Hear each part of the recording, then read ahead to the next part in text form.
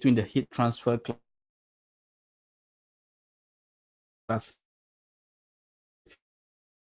classification occurs in the mechanism of heat transfer take place.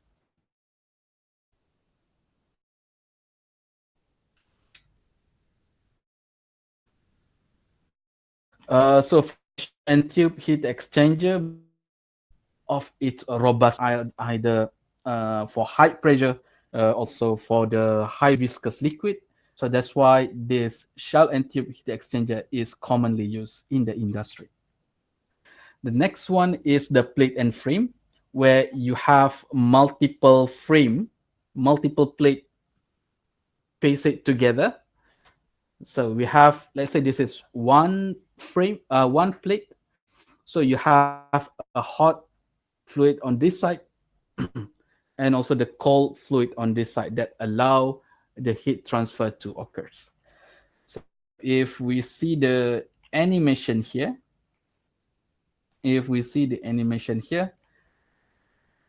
so this cold fluid entering from this bottom location, and it will goes to this side of our plate. Whereas for the hot fluid, to induce the counter current, so it goes from the top and it goes into this plate. So bundle, that is only one plate. So when we bundle it together in a frame, that's when we call it as a plate and frame heat exchanger. So another one is a plate fin heat exchanger. So this utilize the cross flow heat exchanger. So this, we have like a cassette that allows fluid to goes into this direction, and we have another cassette that goes into the different direction. So this, we call it also as a matrix exchanger, and it typically used when the large surface area is required. So this is for high surface heat exchanger surface area required is when you have a low temperature process such as cryogenic and also air separation plants. The next part is air cooled. So if we don't have a process fluid to cool down our stream, we can use air to cool down the process. So in this diagram here, so we have a hot fluid goes into this direction, and it will have this pipe that flows into this direction. So in throughout the length of the pipe here, there will be a fin that would increase the heat transfer area. So for this one, we use air to blow as a heat transfer medium. So the simplest example here, I believe it is in the high performance computer, we'll also use the same concept, similar to air refrigeration, air conditioner, aircon. We'll also use the same concept in order to cool down the hot fluid from the process. So that is air cool exchanger. And the last one, the common one, is with fired heaters. As the name implies, so rather than we use fluid, we use fire as a heat transfer medium. So where does this process typically use is when you have the process require high temperature. So for the process from temperature 300 degrees C to 700 degrees C, typically we will use fired heaters. So why? Because flame temperature can be up to 1,000 degrees Celsius. So if So if a process need to be cooled down, need to be heat up from 100 degrees C to become, let's say, 800 degrees C, which means we need to have, again, for heat transfer, we need a delta T.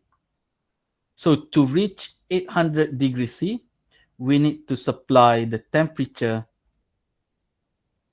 we need to supply temperature more than 800 degrees C. That's when we use a fired heaters.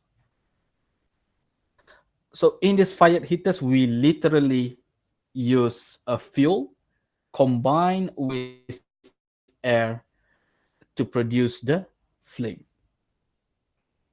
And this one, so fired heaters is one of the most complex equipment that used in the industry because you have a lot of things that you need to control. The first is the fluid, the process fluid that enters the fired heater. You need to control how much fuel that you use in the fired heater. You also need to control air to fuel ratio because you need to meet up the stoichiometric. And in other heat transfer equipment, they utilize the mechanism of convection and conduction. But for fired heaters, we utilize all the heat transfer mechanism. So in typically the process fluid will first goes into this convection bank. Convection bank. This would heat up our process fluid. So this is the part where the convection together with conduction happen, and our process fluid goes into this bottom part where you have this fire. That's when the radiation zone in the fired heaters come to uh, come to assist in the heat transfer mechanism. So aside from this process, this equipment is used for the high temperature process. It is also used to produce steam. So we put water inside here, goes into the process. That water will turn into steam. So then steam, we can use it to heat up all of our process. So that is about the heat transfer equipment. So before we go to heat transfer application in industry, I believe it's better we take a short break. We'll have a short break and we'll come back at 8:50 a.m. Is it okay? Okay, sir. Okay.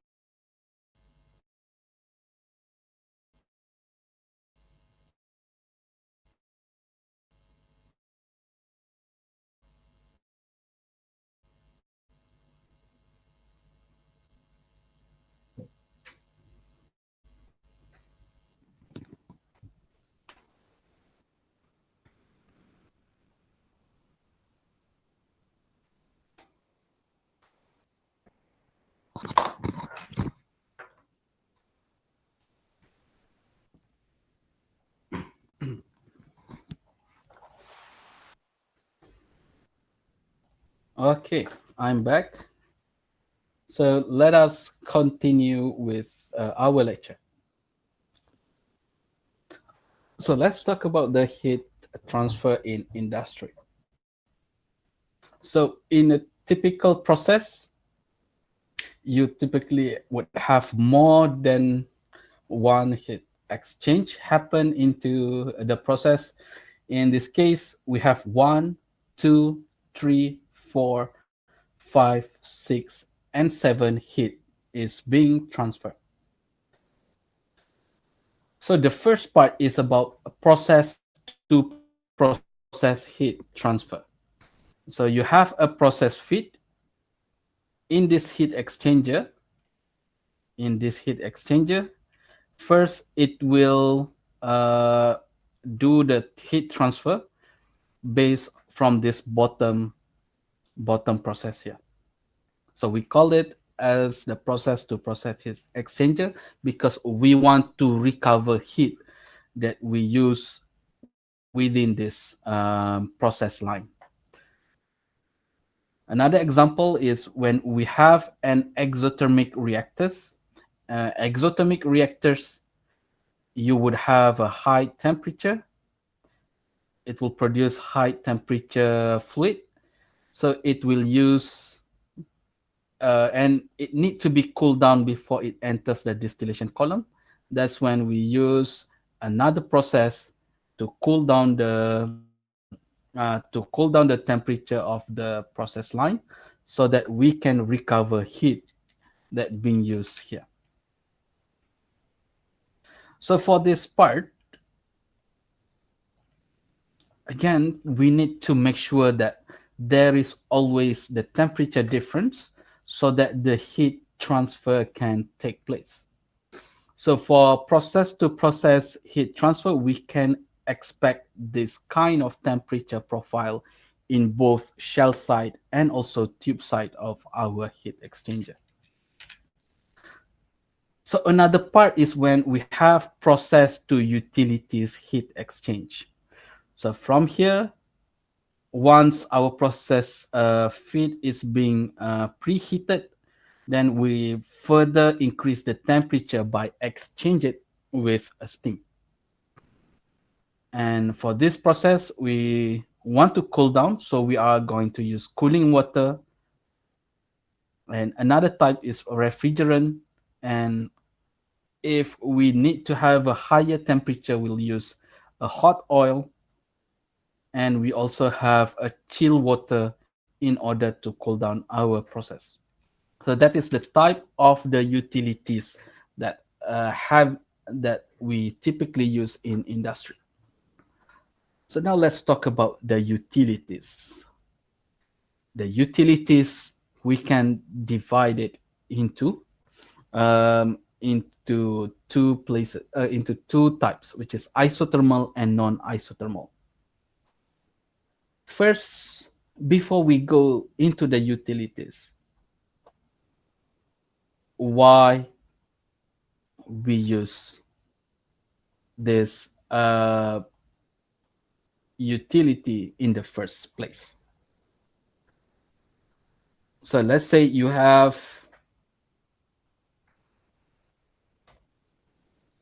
all of your process here, all the reactors, all the separators is within this system. So how can we transport heat to our process? So if we are going to use a heater where we use all the fired heater, which means we have multiple heater in the process. So if this is the case, we would spend a lot of money to build a fired heater. So rather than having a fired heater in many locations, typically we would have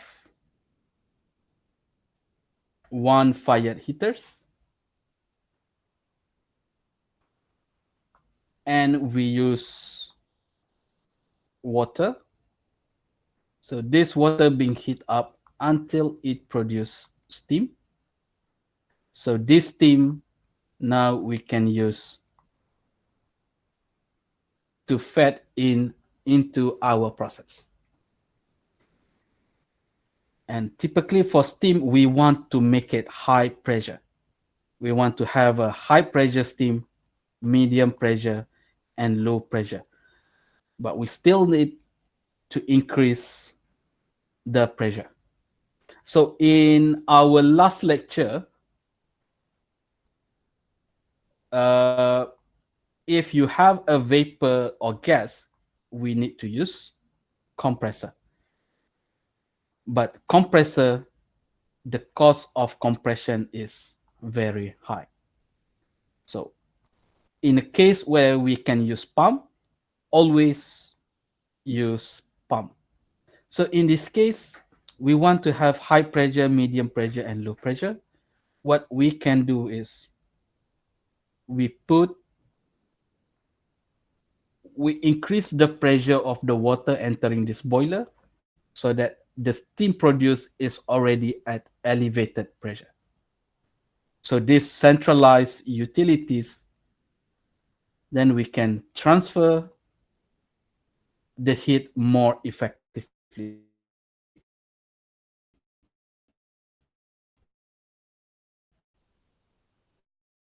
be transport throughout the process. Same goes if we have cooling water. So this is used to feed in into our process.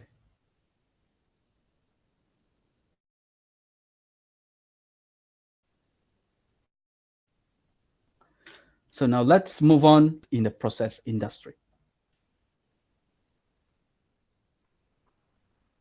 First, it is about isothermal utilities.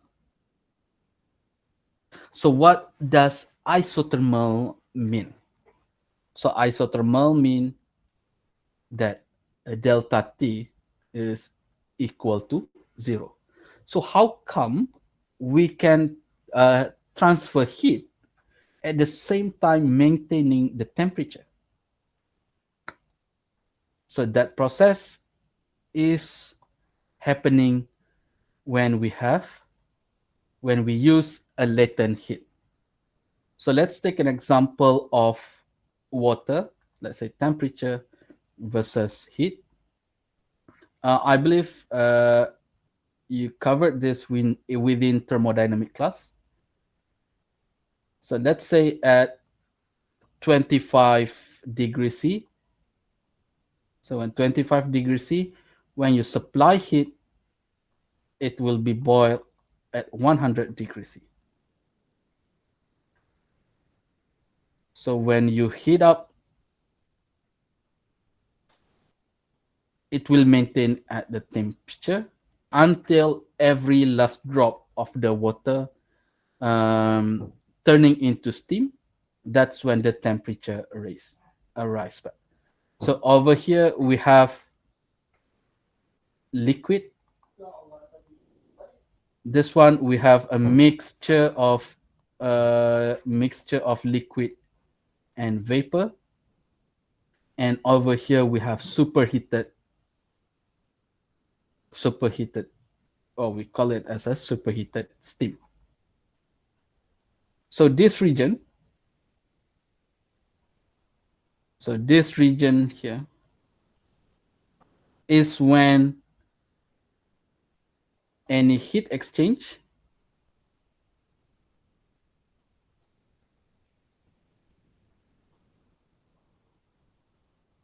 occurs in isothermal condition because we are utilizing latent heat. So is that clear on the isothermal utilities? So when we use to exchange heat, so let's say the steam from this at this location, let's say at temperature A, so we exchange the heat until it becoming saturated liquid. So the temperature B is still the same as temperature A. So that is the isothermal utilities. So it utilizes either heat of evaporation or heat of condensation. This one typically use normally if we use steam, that is type of the isothermal utilities. Another part if the another part if is refrigerant. For example, in this case, so in this figure here, we have liquid nitrogen at temperature of negative 170 degrees C. So which means when we put in environment, it is in always constant state of this region. So when we supply a ball of hot steel ball at 800 degrees C, the temperature now slightly increase. The temperature is maintained, but it keep boiling until every liquid here is being boiled. So this is type of the isothermal utilities used in the process industry. And another one is our non-isothermal utility. For example, if we are using the hot oil, cooling water, or chill water, it will falls under this region. When we use liquid, so you would utilize Q equal to mCp delta T, whereas this region Q equal to M heat of vaporization. Same goes if you have a flue gas. Flue gas is within this region, so heat transfer is also equivalent by the loss of the temperature of the fluid. So that is the two type of the utilities that typically used in the process industry.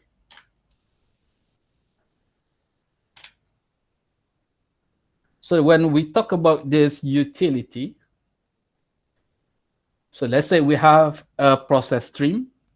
We want to increase from temperature 25 to 60 degrees C, and we need to supply the heat. So in this case, let's say we use steam. So the heat lost by the utilities is also the heat gained by the process. So whatever heat loss here is being transferred to the process. So that's why we have this term. This is still within the first law of thermodynamics that energy cannot be destroyed or created. It can only be transferred. So all the heat happening here is all the same amount of heat. So the today's is about the heat transfer, how much the heat is transferred to the system.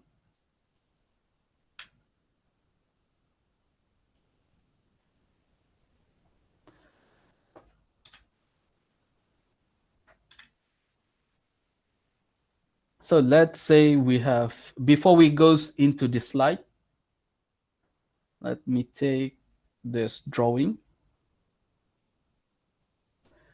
So let's say this is our hot.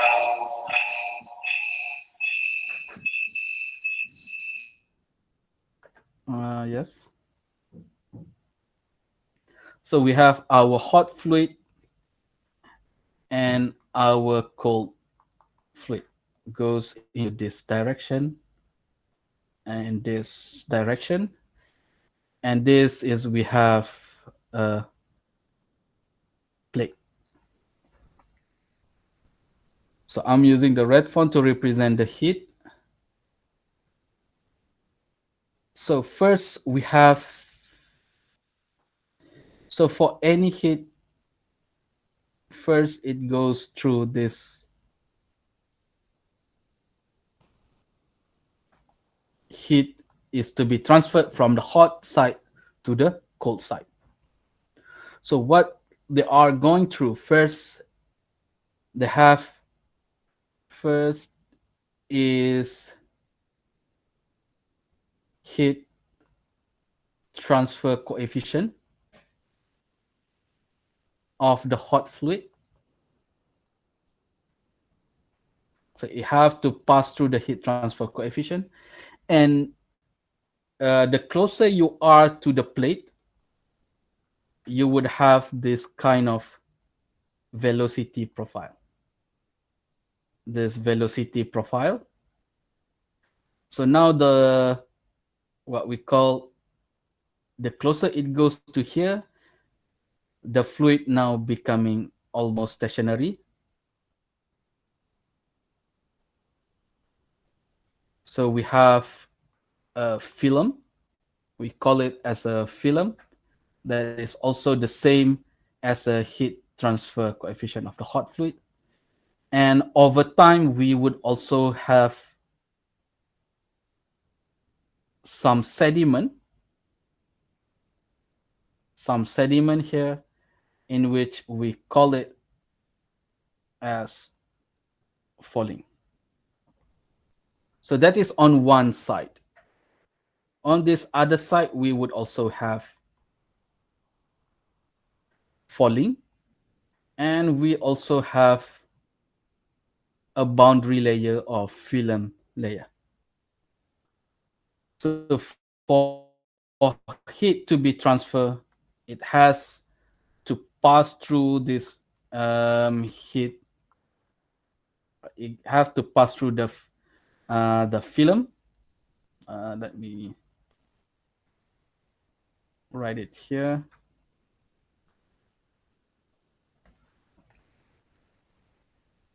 So for it to pass through, you have to go through film, falling,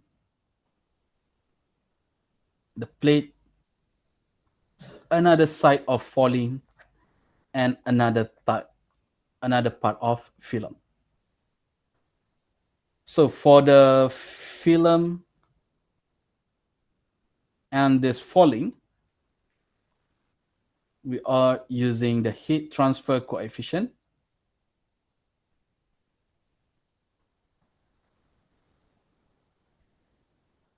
of H, whereas for the plate, for the material, we are using thermal conductivity.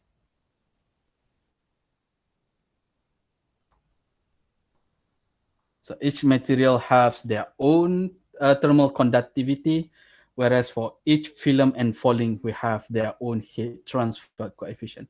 So how can we combine all these terms together? So we have 2 film, 2 falling, plus 1 plate. So combining all these 5 heat transfer coefficient and thermal conductivity, so we use the term of overall heat transfer coefficient, where it combined the heat transfer coefficient and conduction. So let's say now we have a tube where in the tube side we have temperature of T1, and on the shell side we have the temperature of T2. So now heat is being transferred from T1 until T2. So we would have a tube film coefficient, falling, thermal conductivity of the tube wall, and another side of falling, and another side of shell side film coefficient. So combination of all of thermal conductivity and heat transfer coefficient, we call it as U, overall heat transfer coefficient. So rather than calculating one by one, we will be using U, because the role of the engineers, we make things simple. At the same time, it still represents the process. Where U is overall heat transfer coefficient, A is heat transfer area, delta T is the temperature difference. So where does U come into place? We have it based on the similar theory as the electrical resistance. same theory as electrical resistance. V is equal to IR, hence I is equal to V over R. So in this case, we have Q equal to U A delta T. So that's why our U is can be described by this uh, similar to the electrical coefficient. So this for overall heat transfer coefficient, we have to take consideration of every part of the this heat transfer. So we have H1, H2, K with a certain thickness, and we also have H3 and also H4.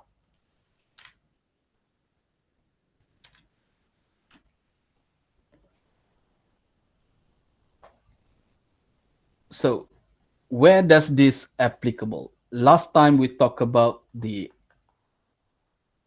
energy balance, where you have dmH over dt plus summation of mass flow rate in H in minus summation of mass flow rate out H out plus Q of the reaction plus Q and W. So where does this Q come into place?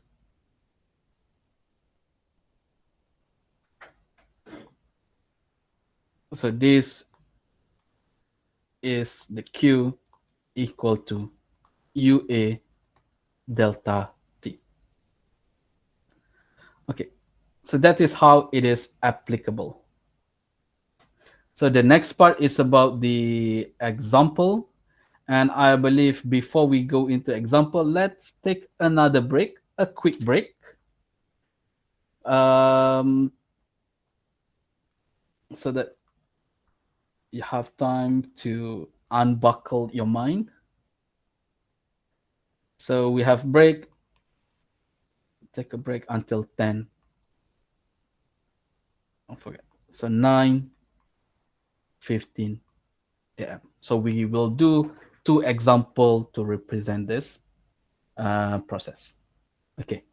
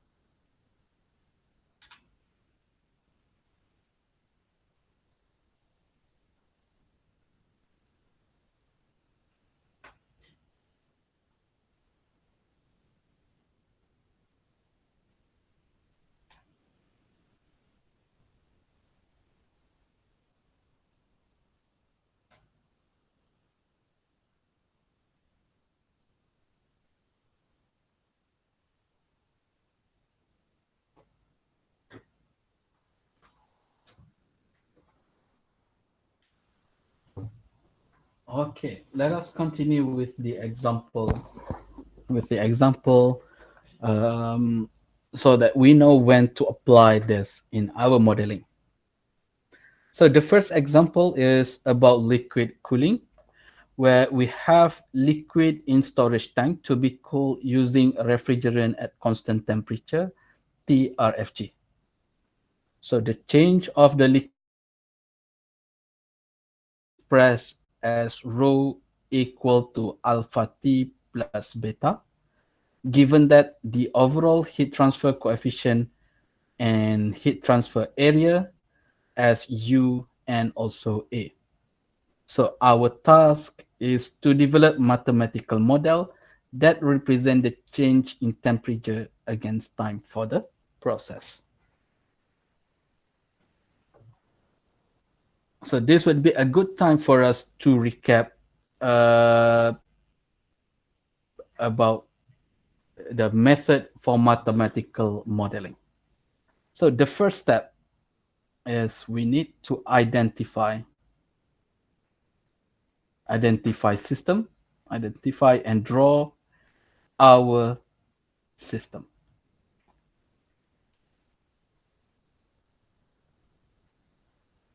So let's draw it as simple as possible. So this is our system.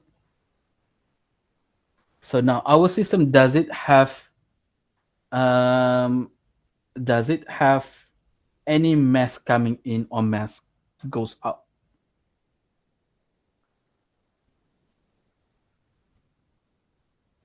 So in this case, actually there is no mass coming in or goes out from this tank here. The refrigerant only goes through the system wall. So our refrigerant is actually our surrounding. So how does this our surrounding affecting our system is based on this Q.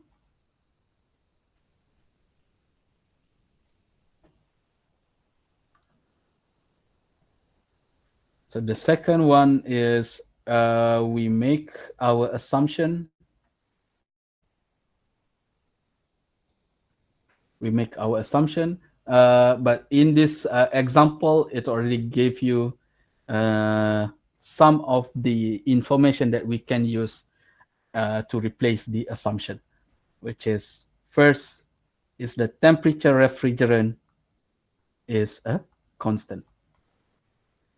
So which means it is utilizing the latent heat.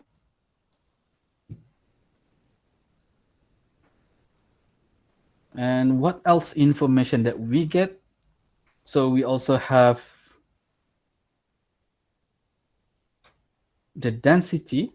The density of the fluid inside our system is being expressed by alpha T plus beta. So if you still recall, this is our empirical model. So our empirical model, where in reality the expression of density depending on temperature is much more complex. So this empirical model will have a simplified way to represent the change in density against the temperature.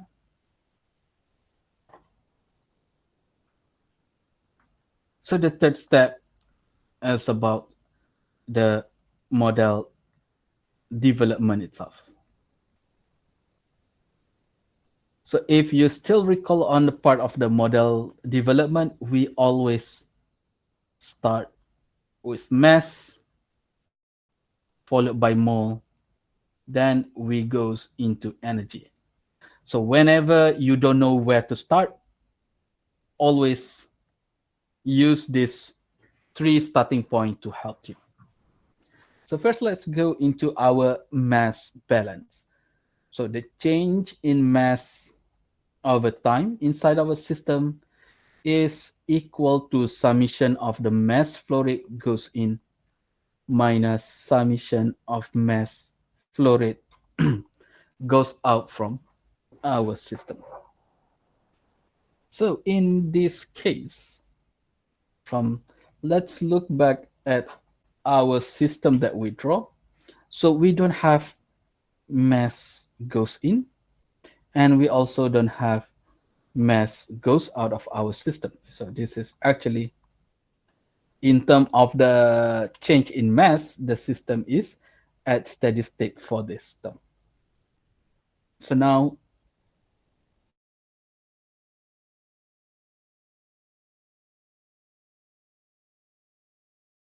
mass, and the next is start with mole. So the change in the mole of component I is equal to summation of component I coming in minus summation of component I goes out plus minus summation of component I being generated or being consumed. So let's call this as rate of reaction. So first goes back into our system. So there is nothing goes in and nothing goes out. And our process, we on liquid cooling. Is there any reaction involved? So it's safe to say there is no reaction involved. So which means the change number of mole inside our system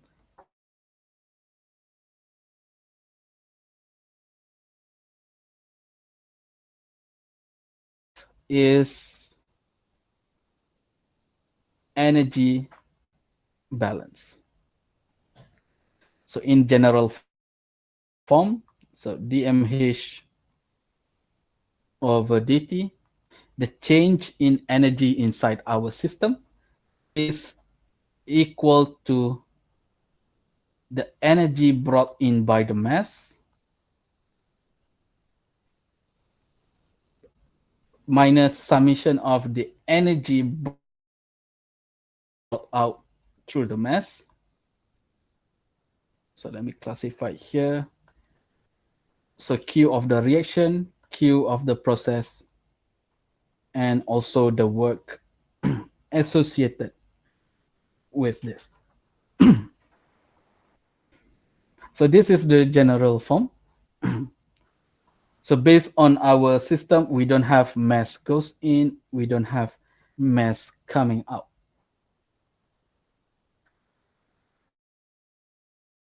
So the impeller or the mixer here, so there is no work done to our process.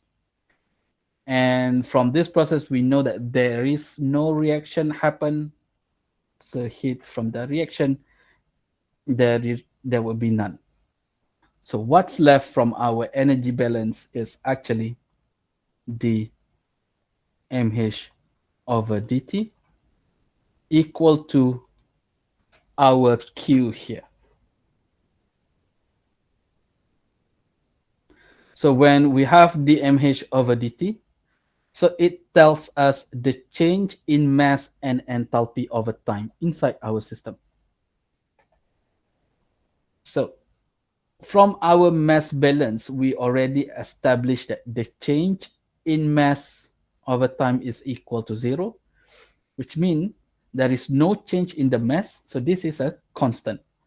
So the constant in the differential form, we can bring that out. So now our dmh over dt, we can place it as m dh dt. So let's go into much detail. So our dh dt is equal to cp dt, where h is equal to integration of cp dt. So keep in mind that cp is dependent on the temperature, which means at different temperature, you would have a different heat capacity. So now this would be a very, this would makes a quite complex equation. That's when we goes back into our assumption. So let's assume our CP heat capacity that is always changes with temperature changes is constant throughout the process, so that we can use CP constant. So let's add it to our list of assumption. So now we would have dHdt CPdt, where CP is constant. Supposedly here, CP is in the function of the temperature. So now we have another constant, so we can put it out, Cp dt over dt. So again, let's focus on this part first. So this is our left hand side. So let's focus on our right hand side. So our right hand side we have Q. So what does the information given to us? So we are given with overall heat transfer coefficient and heat transfer area, and we have the delta T. We have delta T. So in this case, we have temperature of refrigerant minus the temperature of the system. So at this stage, whether T refrigerant minus temperature of the system or temperature of the system minus T refrigerant, just let it be first. Later, we will consolidate back this term. Okay, so now we are at this point. Let me take this one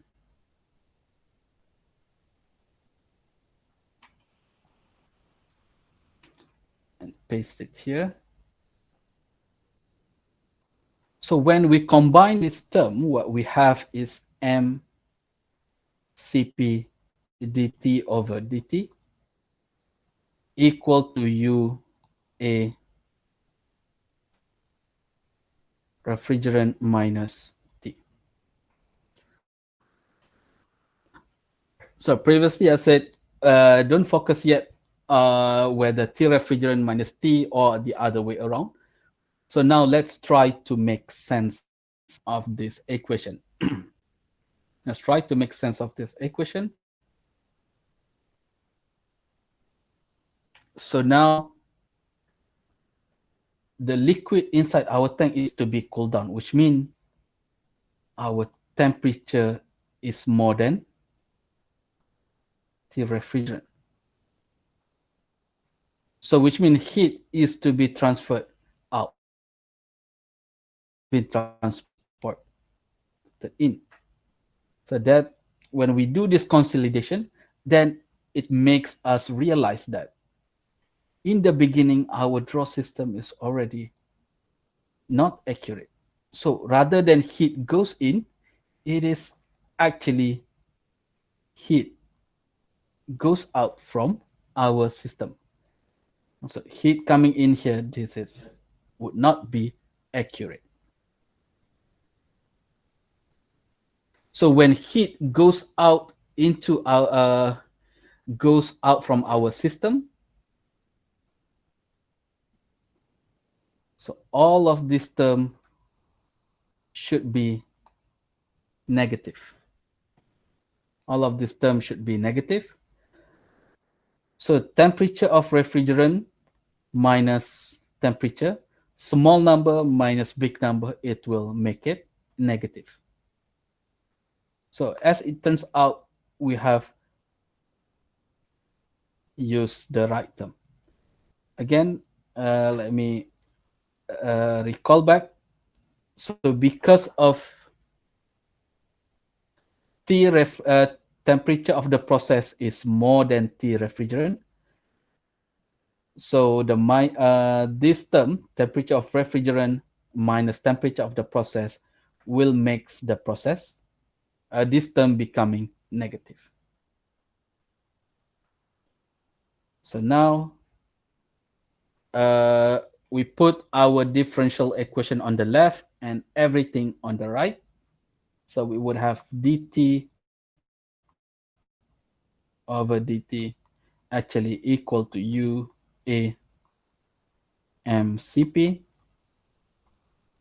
t refrigeration minus t.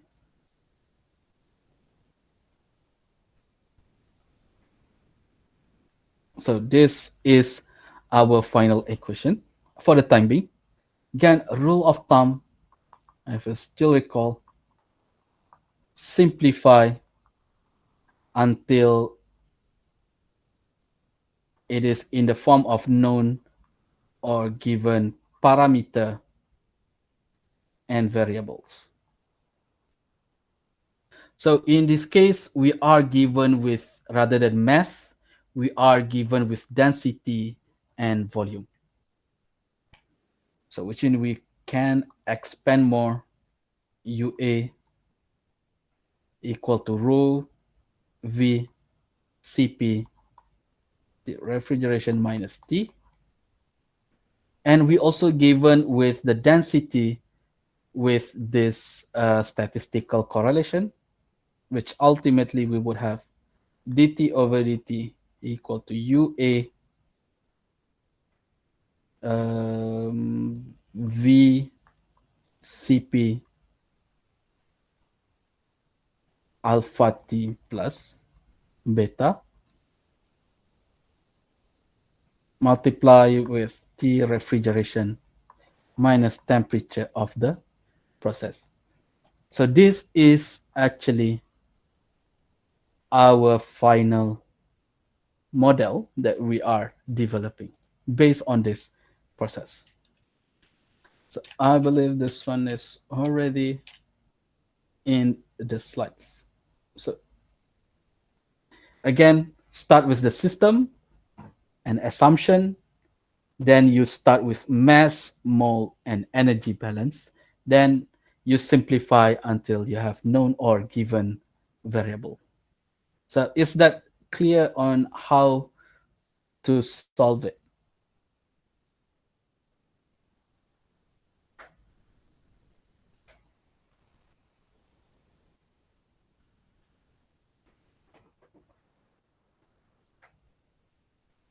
So this is how now we can express the change in temperature inside our system in the form of the temperature refrigerant. So how does in later part when we try to solve it using numerical method in form of modeling from a high temperature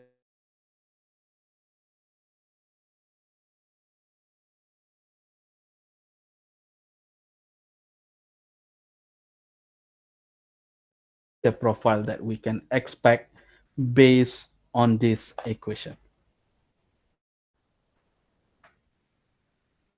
Okay, good. Any question up to this point?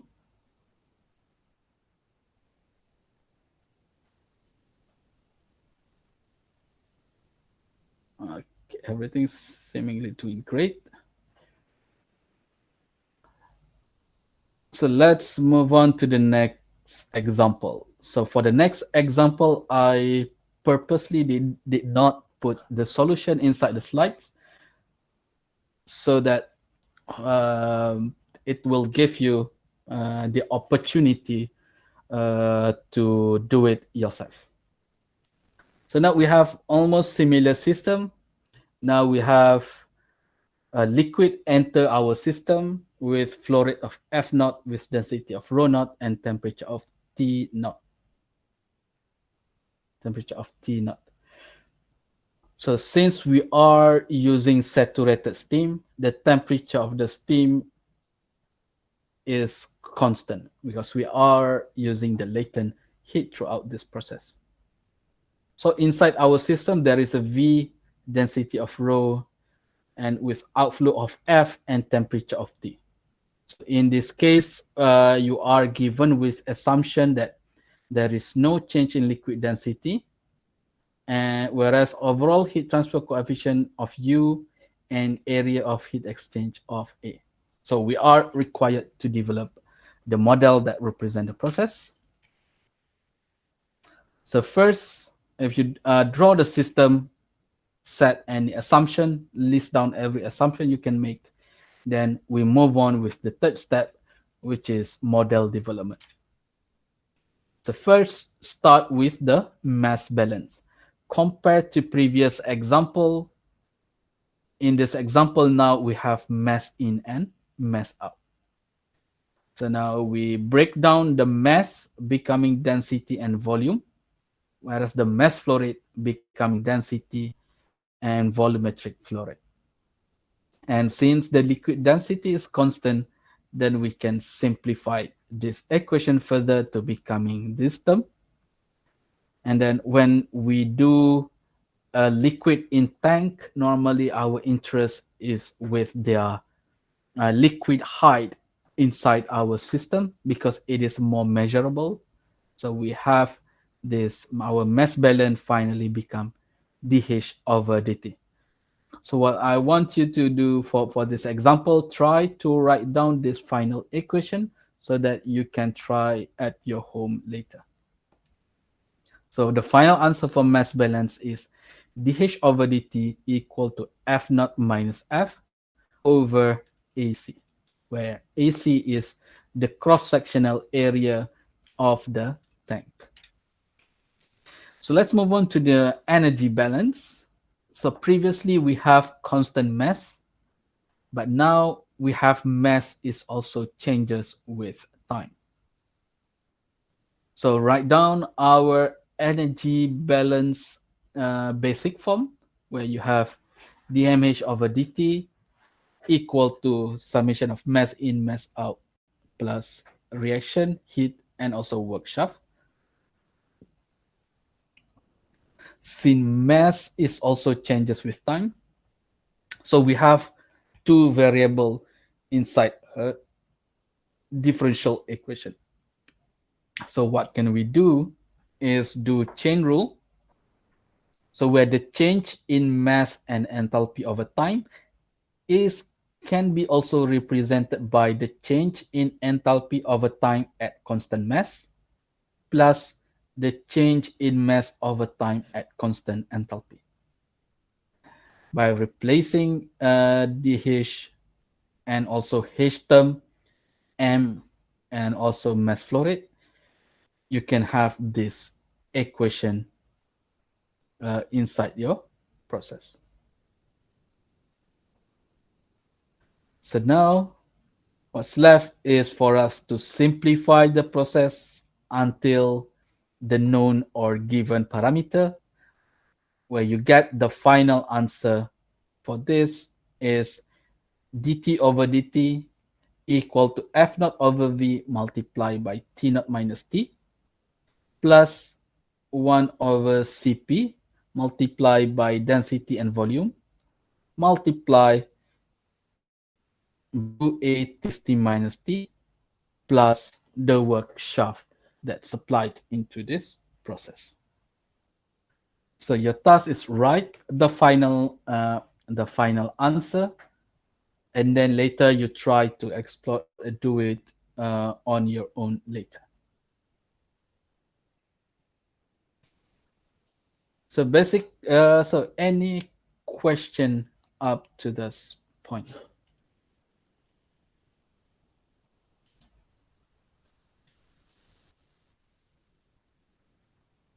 So basically, we put more fundamental constitutive relation into our energy balance so that we can expand it into the variable or parameter that we know or we we were given.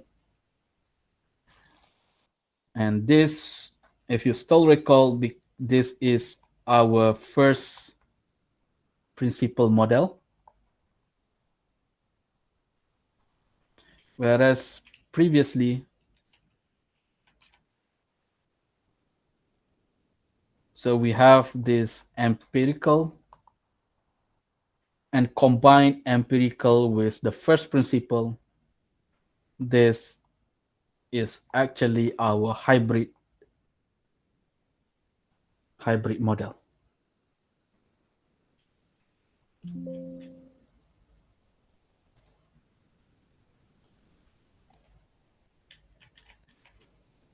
So that's it for this lecture for the heat transfer equipment.